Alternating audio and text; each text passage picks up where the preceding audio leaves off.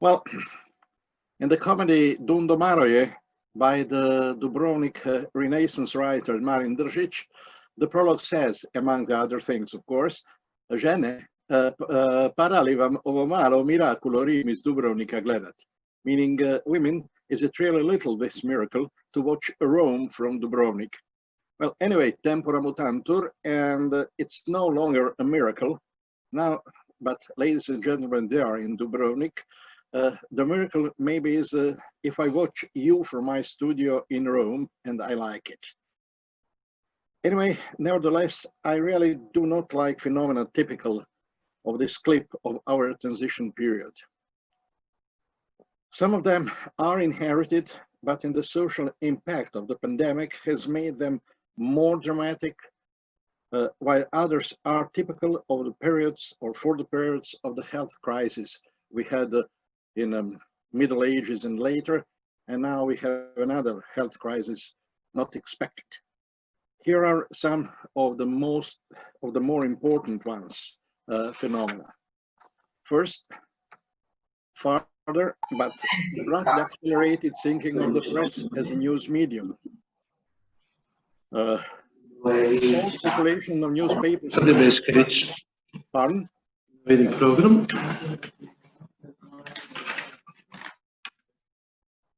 Mute him. The sole situation. Hello, doctor. Well, the sole circulation of the newspapers in Croatia was literally halved in the lockdown. Then we have a strong leap of online professional journalism. But in this context, the return of part of the readers to verified sources, and that's a good issue. Explosion of fake news, further breakthrough conspiracy theory like QAnon, new specific evidence of how misinformation can kill. You remember what the President Trump said, how to heal the COVID.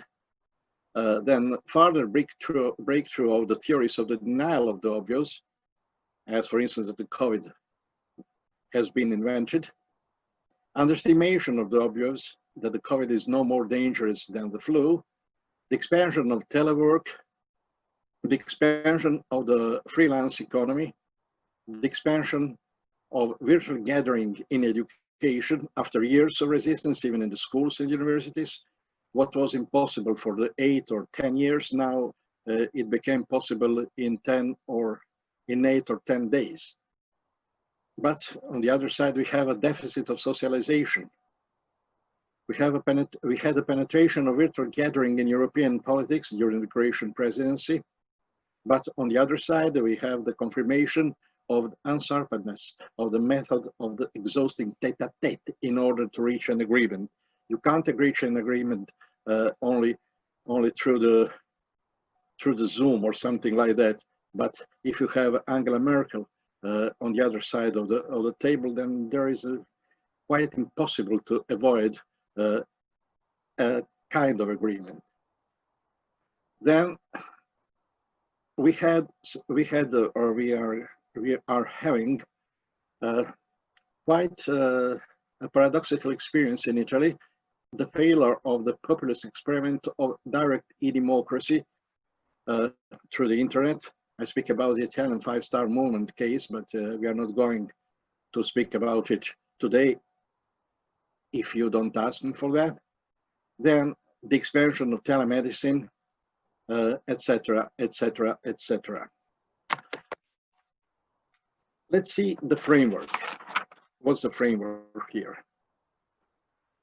As of September 26th, it was Friday, I suppose, the Institute for Health Metrics and Evaluation predicted that the 1-year harvest of the COVID-19 deaths will be, as you can see here, you see my pointer, more than 2,500,000 till the new year 2021. Now, today, we overpassed 1 million. It seems quite a dark provision, but let's say, they say it. In short, it should be 3 times more than flu kills in a year. It's an average of 650,000 a year. With another important difference, and the other important difference is that the percentage of the deaths from the COVID-19 in the active age of a person is significantly higher than the same percentages among influenza deaths. On the other side, no one has yet calculated the economic cost of these deaths themselves, more numerous than in the average war conflict. The same Institute for Health Metrics and Evaluation estimates that extreme poverty has gone up by 7% in just a few months because of COVID-19, ending a 20-year streak of progress. I'm quoting here a goalkeeper's report of the Melinda and Bill Gates. And according to the same source, already in 2020, the pandemic has pushed almost 37 million people below the extreme poverty line of $1.90. Now we can see this here. What was a pre-COVID projection? What was April? What June baseline and June downside projection? We have not here nothing newer. The poverty line for lower middle income countries is $3.50 a day. And the 68 million people have fallen below that one since last year. Here you can see the regional distribution from South Asia to North America.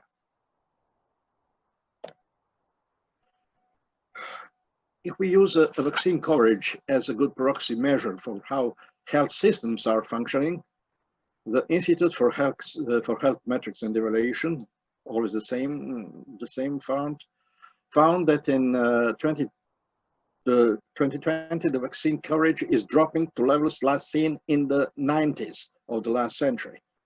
So we've been set back about 25 years in about 25 weeks.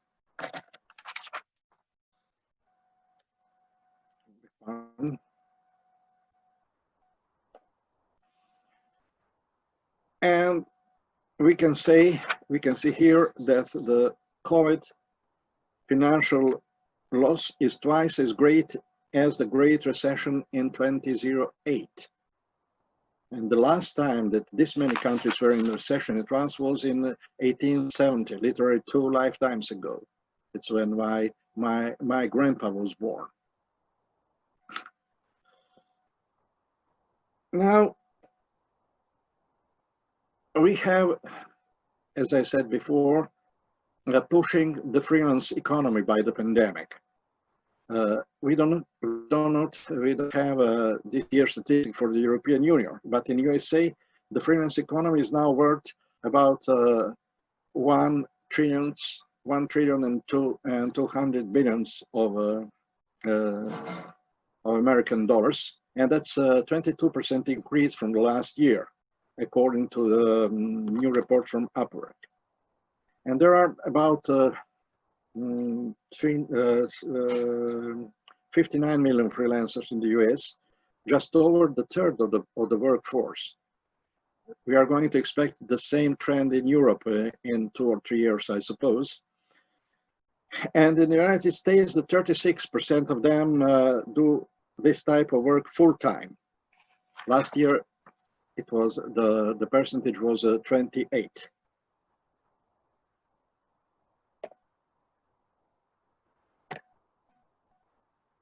And especially it means that the fast-growing freelancing cohorts are parents who are juggling childcare, and our Gen Zers, like my grandson.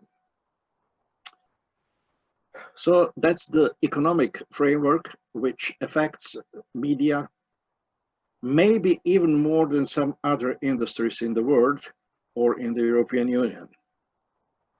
Now let's see the impact. For the print and for the news industry and generally, the main source of money are advertising revenues. You can say this was a prediction. And now look what is going on with the advertising revenues after the COVID-19. Digital news report provided by Reuters Institute and the University of Oxford said that this year came in the midst of the global health pandemic that is unprecedented in the modern times and whose economic, political, and social consequences are still unfolding. What is folded till now? That the media are really, in the midst of the crisis, in the midst of their own economic crisis, can and may help to the people in the midst of the crisis.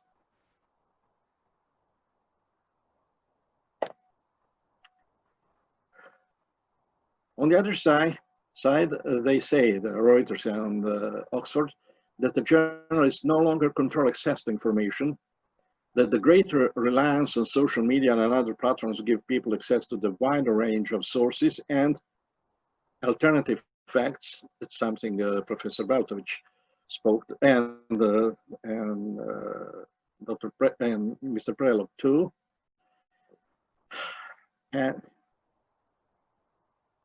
But the pandemic offered to some governments a possibility to reinforce the laws of censorship or to enforce the auto-censorship to journalists. And you can see which are the countries which where the new information laws passed under pandemic.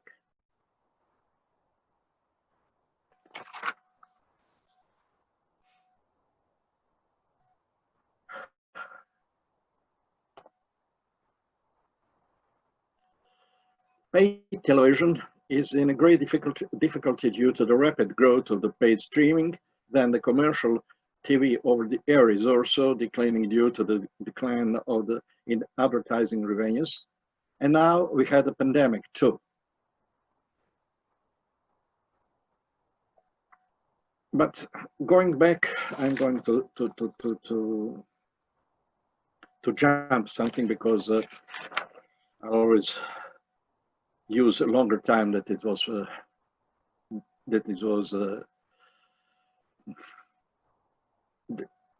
was preceding. Well, we have some, according to International Press Institute, in this year we had an alarming number of European governments, especially in Eastern and Central Europe, which have used the ongoing health crisis as a pretext to restrict the free flow of information and clamp down on independent media.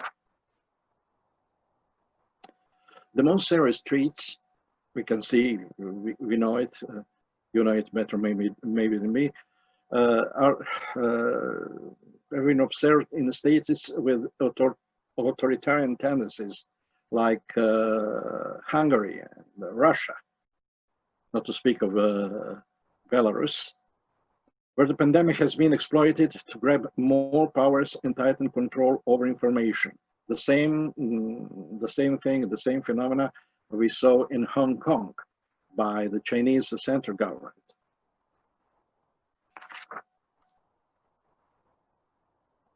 While some of these measures may threaten press freedom unwittingly, let's say unwittingly, others do so really knowingly. Likewise, while some curbs on fundamental rights may be necessary to combat the pandemic, those limiting media freedom appear opportunistic and excessive.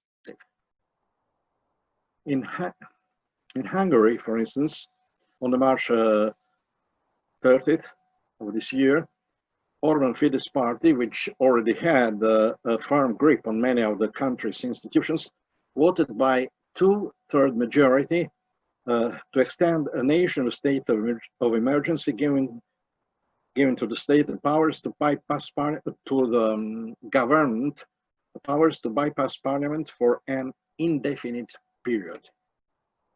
Now, to early. This new law also criminalizes the spreading of false or distorting information, which undermines the authorities fight against COVID-19 with fines and up to 5 years in prison. 5 years in prison. There in Hong Kong, the fines arrived to the 10 years in prison. During this state of emergency, the Hungarian government issued more than 100 decrees, imposed sectoral taxes, and took away significant financial resources from local communities that partially fell in the hands of opposition during the last year local elections. Professor Musa vividly explained yesterday on the example of Tony Blair how important freedom of information is. Of course, on the other side, the freedom of information should be distinguished from the freedom of misinformation, as the Professor Brautovic showed before. Now, let's conclude. Every crisis gives rise to manipulation. Every crisis, political, economic, health, etc. Every crisis strengthens fear, reinforced by uncontrolled and controlled rumors, and thus the propensity for so-called quick fixes, firm hand, a strong man, and so on. But this health crisis, the COVID-19 crisis, hasn't been a gradual product of social circumstances. In a way, it has fallen from the sky, outside of the historical schemes. It offers, on the other side, on the third side, if you want, it offers a kind of insight in vitro into the spontaneous reaction to the crisis and insight into crisis manipulation through the media, but beyond the media, and not a rare case against the media. So in these dimensions, the media are witnesses, are actors, and are victims. And thank you for your patience.